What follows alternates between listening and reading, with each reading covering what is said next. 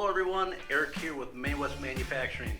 Today I'm going to show you an easy way to read a tape measure or a ruler. Measuring tapes and rulers are divided into inches, which are divided into 16 fractions of an inch or sixteenths. Let's start by cutting the inch in half to get 1/2 of an inch. 2 1/2 inches make 1 inch. Then let's cut it into quarters to get a 1/4 inch, 2/4 of an inch or a 1/2 inch, 3/4 of an inch, and 4/4 of an inch or 1 inch.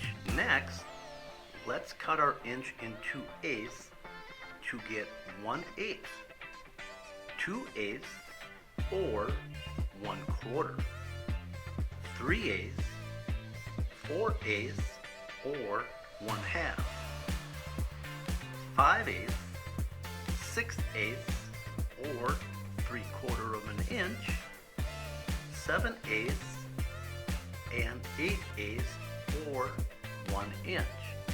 Finally, we'll cut our inch into sixteenths to get 1/16, 2/16 or an eighth, 3/16, 4/16 or a 1/4 inch, 5/16, 6/16 or 3/8, 7/16, 8/16 or a 1/2 inch, 9/16, 10/16 or 5/8, 11/16, 12/16 or 3/4, 13/16, 14/16, 15/16 and 16/16 or 1 inch. An easy way to remember at a glance